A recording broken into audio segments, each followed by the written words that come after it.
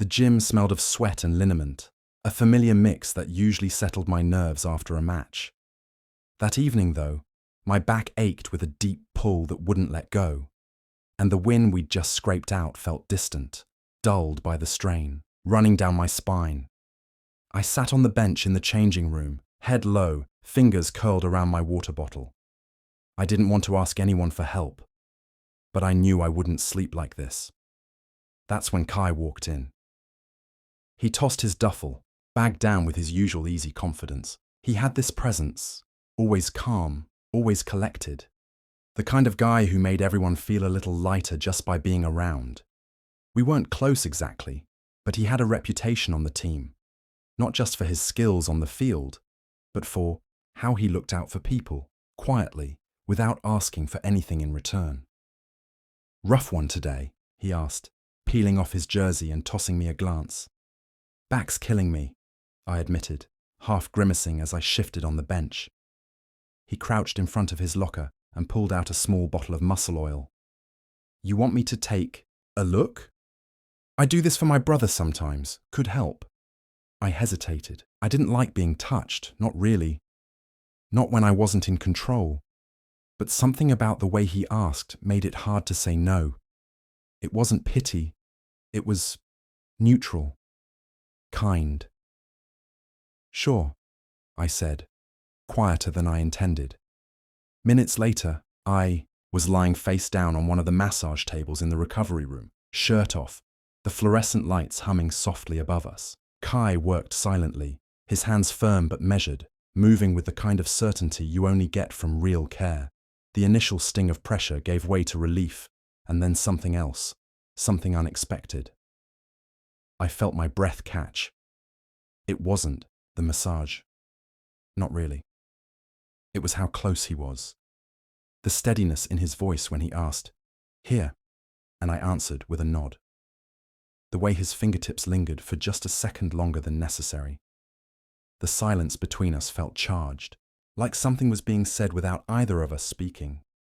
I told myself I was imagining it, that I was tired, sore, vulnerable, and reading too much into nothing. But when his hands slowed and rested gently on my back for a moment, like he didn't want to break the connection, I knew I wasn't the only one feeling it. "Better?" he asked finally. "Yeah," I breathed, pushing myself up slowly. I didn't look at him when I left the room. I couldn't, but as I walked back to my dorm, every inch of my skin still buzzed with the echo of his touch. Something had shifted, quietly, deeply, and I wasn't sure if I was ready for where it might lead. Kai didn't mention the massage the next day. Neither did I. But something had changed between us, even if neither of us could say it out loud.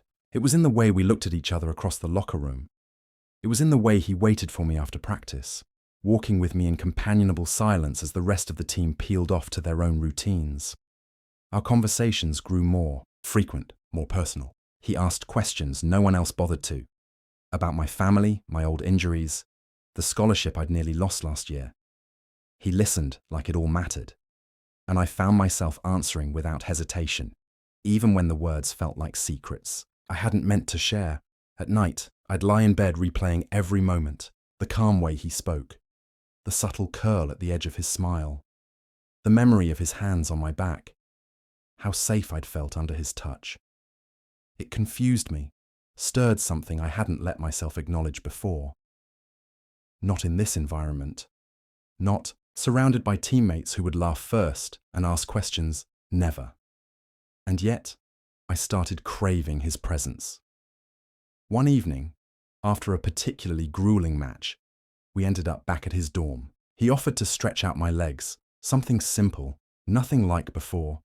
But the moment he touched me, I felt that same current, that slow, humming electricity. He noticed. I could tell. His movements slowed, eyes flicking up to mine. For a breath, everything stilled. Then he looked away, letting go, standing up like nothing had happened. But it had. After that, we became nearly inseparable. We trained together, studied in the same corner of the library, shared playlists and meals. I tried to convince myself that it was all still in the realm of friendship, but I knew better. One night, he leaned against me during a movie in his room, his shoulder pressing gently into mine. He didn't move for an hour, neither did I. A few nights later, we sat on the rooftop of our dorm after lights out. The stars overhead were faint, but the air between us was thick with tension. He turned to me, voice low. "I feel like something's happening here," he said. I didn't speak. I couldn't. He moved closer, slowly, giving me time to stop him. His breath was warm, his eyes searching, and just before his lips could reach mine, I turned my face away. "I can't," I whispered. "I don't know what this is." His shoulders stiffened. He nodded, pulling back. "It's okay." But it wasn't. We both knew it. That night, as I lay in bed, eyes wide open, one truth gnawed at me relentlessly. I wanted him, more than I'd ever dared to want anyone. But I was too afraid to find out what it would cost. It didn't take long for things to spiral. After that night on the rooftop, everything between us teetered on a fragile edge. We spoke less, but when we did, it carried weight. Every word was measured, every silence louder than before. Yet, somehow, we kept gravitating toward each other, like neither of us had the strength or the desire to sever the thread pulling us closer. The turning point came during a weekend tournament. The team had booked rooms in a modest hotel 2 towns over. After a hard-won victory, most of the guys celebrated downstairs. I stayed back in the room, exhausted, nursing a sore shoulder. Kai walked in just as I was struggling to change shirts. "Need help?" he asked, his voice quieter than usual. I nodded, and he stepped behind me, gently guiding my arm through the sleeve. His fingers brushed against my skin, light, careful, lingering just long enough to make me close my eyes. "I miss this," he murmured. I didn't answer. I couldn't. Because deep down I had missed it too. The comfort, the closeness, the safety in his presence. Without thinking, I turned to face him. And before doubt could creep in, I leaned in and kissed him. It was soft at first, careful, like we were afraid to ruin the moment. Then it deepened, fueled by everything unsaid. His hands moved to my waist, grounding me. My heart raced, but not from fear. This time, it was something else entirely, something real. For the rest of the night, we didn't talk much. We lay side by side on his bed, fully clothed, our hands intertwined, the television buzzing quietly in the background. I didn't know what we were, but in that moment, I let myself believe we were something. The illusion didn't last. 3 days later, I walked into the locker room early, looking for my headphones. The room was quiet, mostly empty, but as I turned the corner, I froze. Kai was there, not alone. He was with Liam, one of our teammates, laughing. Close, too close. Kai's hand was on Liam's shoulder, and then, like a punch to the gut, I watched as he leaned in and kissed him. I couldn't move. My feet were cement. My mind raced, trying to convince me I'd misread it. But I hadn't. They didn't see me. I backed out silently, heart pounding, breath catching in my throat like a betrayal I didn't want to believe. Later, I confronted him. His face fell. "I didn't know what we were," he said. "You pulled away. I thought we were just figuring it out." "No," I said, voice low. "You knew exactly what you were doing." He didn't fight back. He didn't apologize either, just stood there, silent. I left, not knowing where to go, only that I couldn't stay near him. And for the first time in a long time, I felt completely alone. Days passed, but the ache didn't. I went through practices in a fog, showed up to classes I didn't remember attending, and stopped replying to anyone's messages. My world had shrunk down to the size of that moment, watching Kai with someone else. The memory played on a loop, sharper each time, like a cut that refused to close. I avoided him. When he entered the room, I left. When he looked at me across the field, I pretended not to see.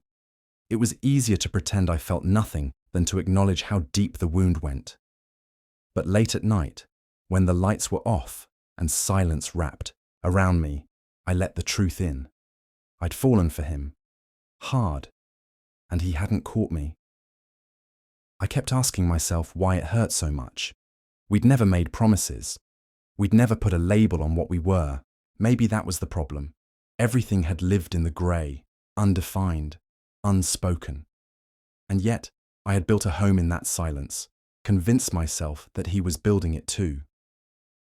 A week after the tournament, he finally cornered me after practice.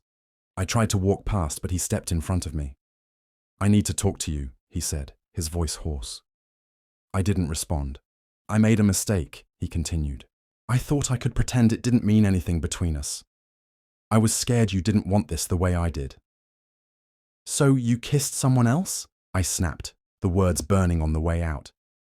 He flinched but held his ground. I was angry, confused, but I didn't feel anything when I kissed him. Not like what I feel with you. "You don't get to say that now," I said, shaking my head. "You already chose." "I didn't," he whispered. "I made a mess of it, but I never stopped thinking about you. I still don't." Something in his eyes looked raw, exposed. It would have been easier if he'd just lied, but he didn't. "I need time," I finally said, softer now. "Not because I hate you, but because I can't be second choice." "You never were," he said. I walked away, not because I didn't believe him, but because belief alone wasn't enough to mend what had been broken. The weeks that followed were quieter, but less painful. Slowly, I started healing. I focused on the game, on my goals, on remembering who I was before all of this began. And somewhere in that stillness, I found clarity. One evening, I saw Kai sitting alone on the rooftop, just like that night weeks ago. Our eyes met across the dusk. He didn't wave, he didn't speak, but he waited. And maybe, just maybe, I wasn't ready to forgive. But I wasn't ready to let go either.